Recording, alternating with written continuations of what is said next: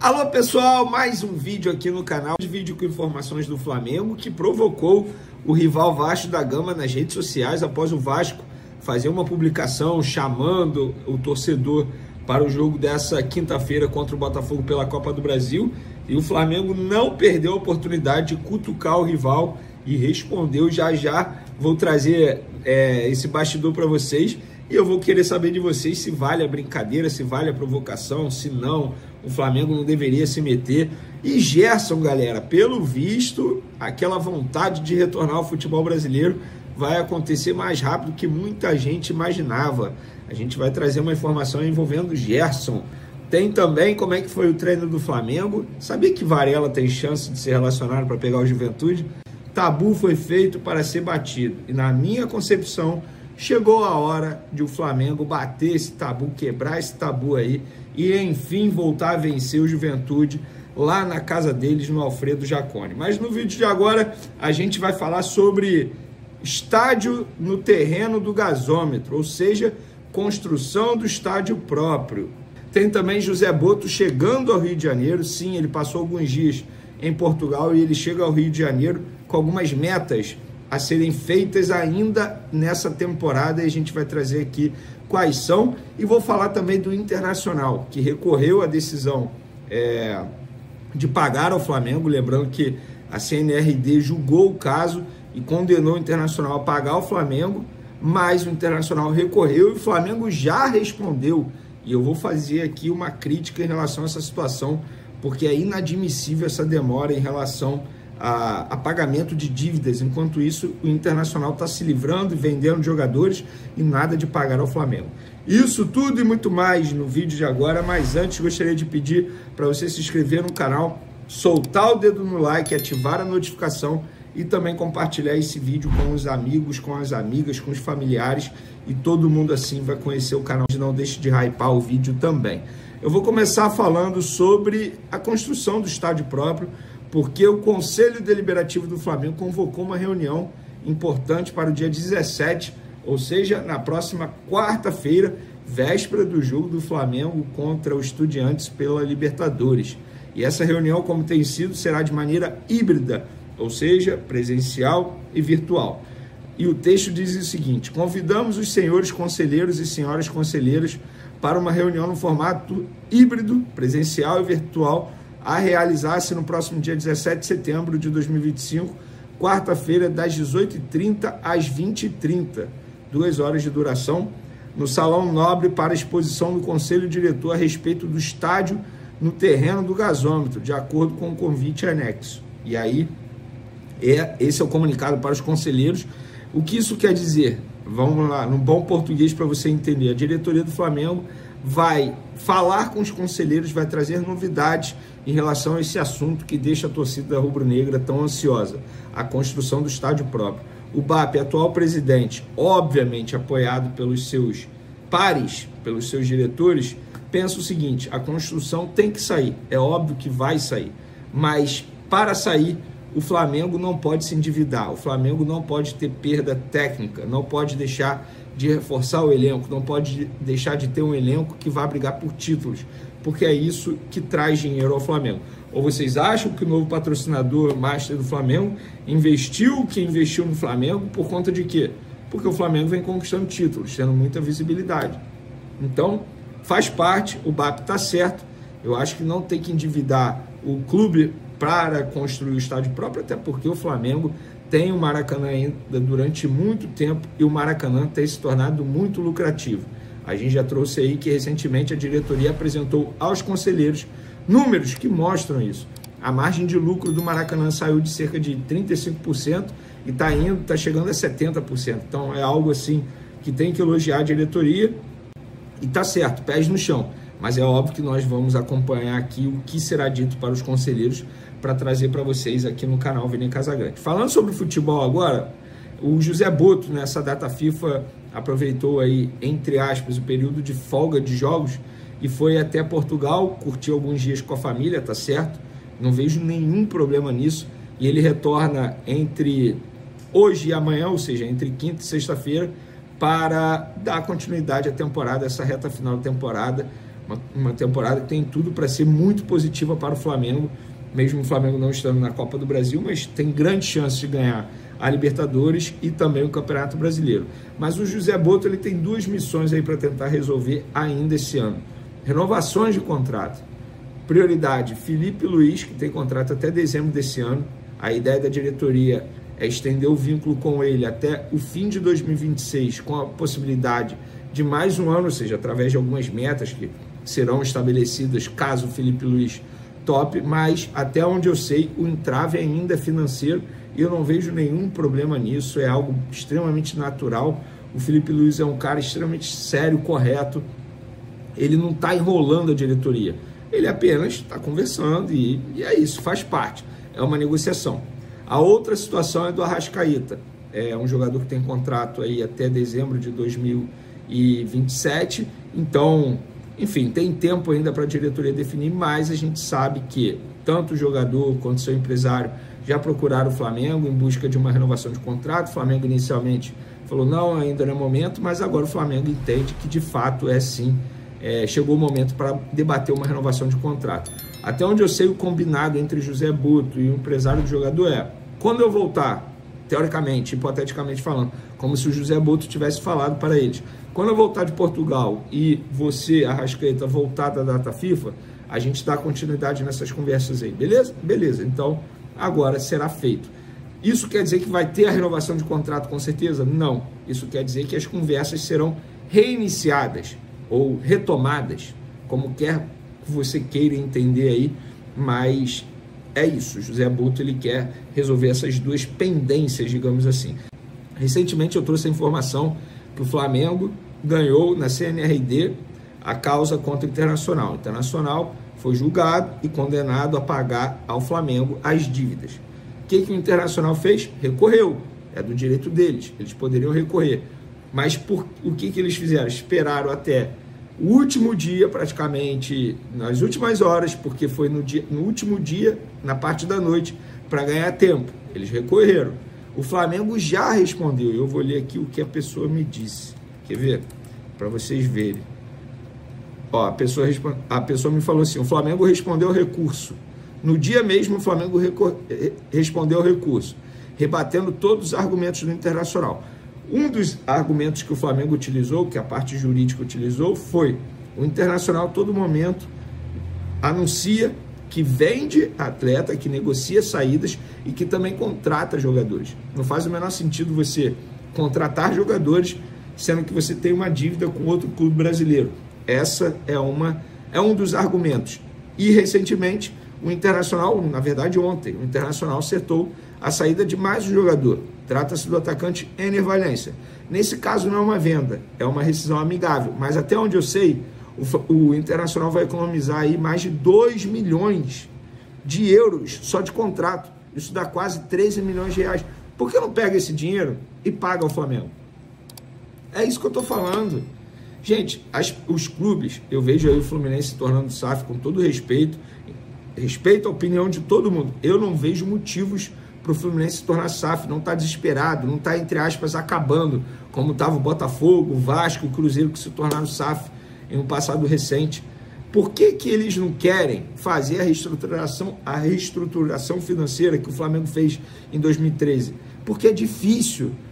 Será que os torcedores estão a fim de apoiar uma situação como essa? Lá na ocasião, muitos torcedores do Flamengo tentaram romper a corda, falando, não dá, tem que ter título, e não é assim. Não é assim. Então, o Internacional, ele pega o dinheiro e faz o quê? Contrata jogador. E aí vai gerando mais contas a pagar. Não vou dizer dívida, porque só se torna dívida quando atrasa o pagamento. No caso do Flamengo, eles têm algumas parcelas em atraso em relação à compra do Thiago Maia. Então, enfim, para mim é um absurdo essa demora. Eu acho que a CBF deveria fazer algo, acho que a CNRD deveria acelerar esse processo, porque a agilidade em resolver alguns assuntos me chama a atenção, porque não tem a mesma agilidade para resolver esse assunto. No caso do Bruno Henrique, por exemplo, olha a agilidade que eles estão tendo. E por que não tem a mesma agilidade para resolver esse assunto? Vene, você só está falando isso porque é o Flamengo. Não, o Cuiabá, gente. Clube da 2ª divisão. O Atlético Mineiro está fazendo a mesma coisa com o Cuiabá. Eu não acho isso correto. Isso é inadmissível. Se põe no lugar desses clubes. Vamos lá, vamos trazer para uma pessoa física. Você emprestou o dinheiro, tem alguém que te deve. Esse alguém vive falando, não, calma, eu ainda não estou com o dinheiro, mas está viajando, está comprando um carro novo, se mudou para um lugar melhor, e você nada de receber, você vai achar correto? Então é simples, é um pouco de empatia, é isso. Se ponha no lugar do Cuiabá.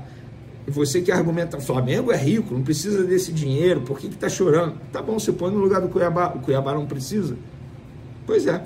E é óbvio que o Flamengo precisa. Com esse dinheiro poderia fazer outras coisas, outras contratações. Bom, dê minha opinião. Concorda, discorda, pode comentar à vontade.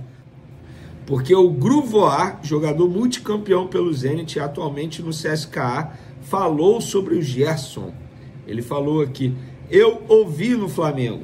Ou seja, ele está querendo dizer que viu o Gerson no Flamengo e estava indo muito bem. Mas no Zenit, Gerson não demonstra isso. E eu não entendo qual é o problema. Ou ele não quer ou não consegue. Gente, o Gerson, eu avisei a vocês. Nada contra a escolha do jogador em querer ir para a Rússia, jogar no frio danado, nada contra. Mas conhecendo o Gerson, o histórico dele na carreira profissional, as pessoas que estão envolvidas ao seu redor, eu sabia que ele não iria cumprir esse contrato. Quer dizer, ele pode cumprir ainda porque ele não rescindiu, pode queimar minha língua, mas dificilmente ele vai cumprir o contrato válido por 5 temporadas com o Zenit da Rússia. E tem um detalhe, tá? Que o meu parceiro Bruno De Laurentiis lembrou lá no Twitter. O inverno nem chegou na Rússia ainda. Alô, Gerson, quando esse inverno chegar aí na Rússia, eu quero ver como vai ser o tal do Vapo, porque, amigo, lá é muito frio, mas, brincadeiras à parte, torcida sempre para o Gerson conseguir desempenhar dentro de campo, que ele seja muito feliz.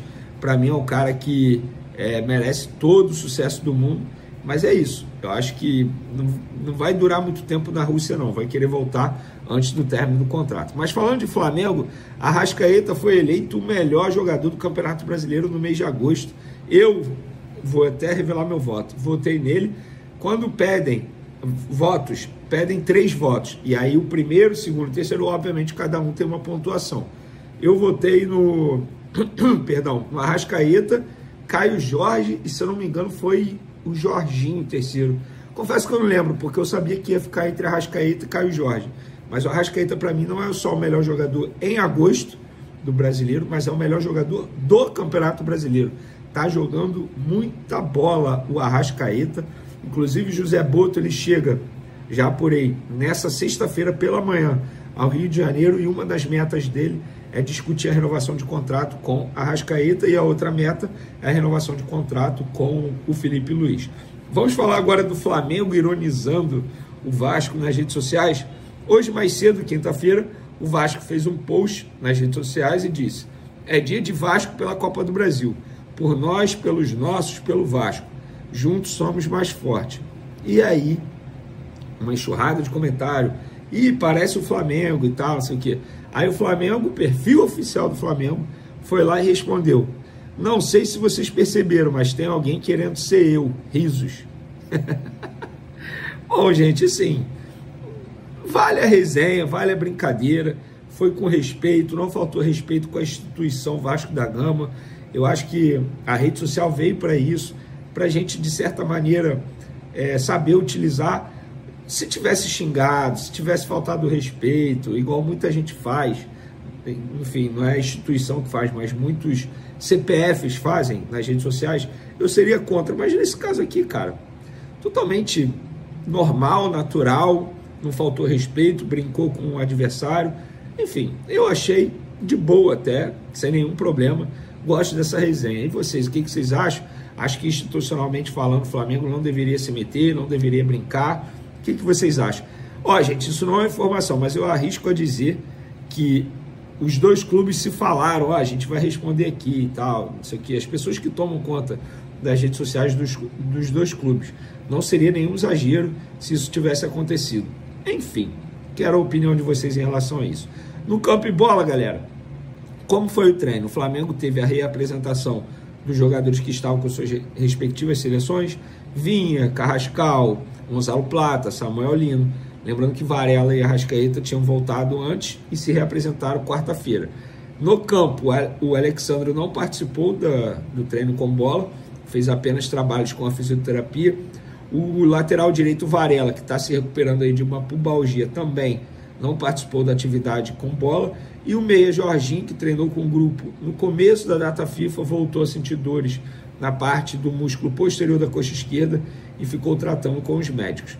Em relação ao Varela, galera, muita gente, eu achava que ele estava descartado, mas hoje conversando com uma pessoa de dentro do Flamengo, falou, cara, assim, tem chance, eu não descartaria ele ser relacionado não, mas acredito eu que o Emerson Royal seja titular, porque é um jogador que vem treinando com o grupo durante essa data FIFA, na ausência do Varela, e disse recentemente em uma entrevista à Flamengo TV que está 100% fisicamente, ele que não chegou 100% ao Flamengo, ainda tinha um incômodo ali no tornozelo, local da lesão que ele teve nos tempos de Milan.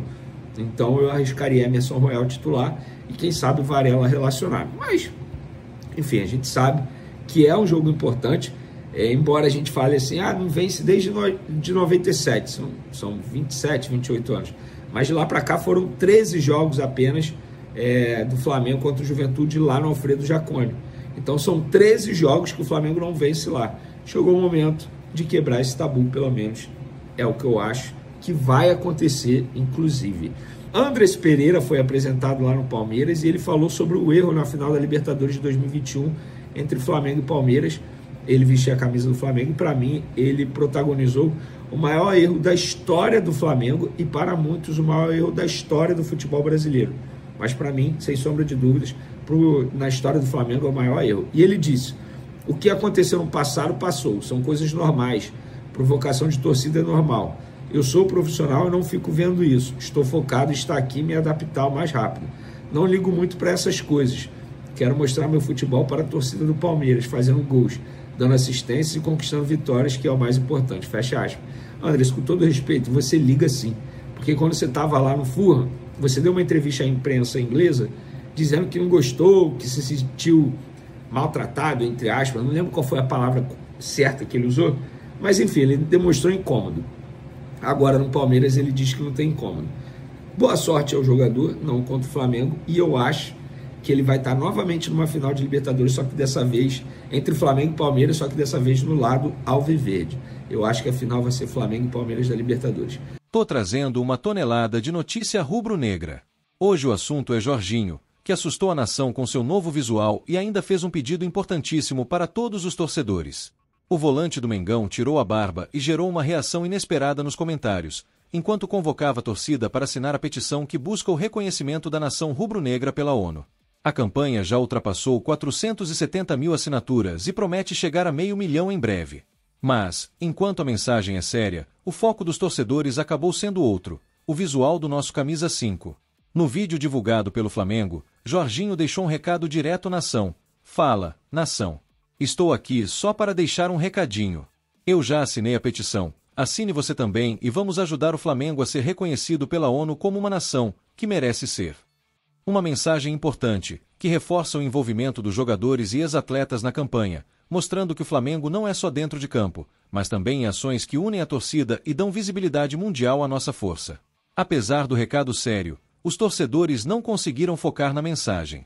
Nos comentários, a atenção foi totalmente desviada para o novo visual do jogador. Jurei que era o Oscar sendo anunciado, comentou um torcedor. Manda ele colocar a barba de novo, pediu outro. Meu Deus, quem é esse jogador que vocês contrataram? Questionou mais um. A nação ficou chocada e divertida ao mesmo tempo, provando que, quando se trata de Flamengo, até mudanças de visual geram repercussão. O Flamengo tem levado a sério a campanha para ser reconhecido como nação pela ONU. Com mais de 470 mil assinaturas no momento da postagem de Jorginho, o clube espera superar a marca de 500 mil em pouco tempo. Nomes lendários como Zico, Adriano Imperador e Leandro já gravaram vídeos e deram suporte à iniciativa. Jorginho foi o primeiro do elenco atual a aparecer, mostrando que, mesmo fora de campo, a nação se mantém unida e engajada para atingir esse marco histórico. Apesar da campanha e do recado à torcida, o novo Jorginho segue com indefinição para entrar em campo. O volante está com dores na coxa e acabou não atuando na última rodada contra o Grêmio. Com isso, sua presença no jogo do Flamengo contra o Juventude, domingo, às 16 horas no Alfredo Jaconi, ainda não está confirmada. Felipe Luiz precisará avaliar a situação, mas uma coisa é certa: enquanto Jorginho se cuida, a torcida segue torcendo e acompanhando cada passo do camisa 5. E aí, nação, o que vocês acharam do novo visual de Jorginho? Assinaram a petição para a ONU? Comentem aqui e compartilhem para que todo mundo participe dessa campanha histórica. E claro, fiquem ligados no jogo contra o Juventude, porque vamos torcer pelo Mengão com toda a nossa força. Flamengo é gigante dentro e fora de campo.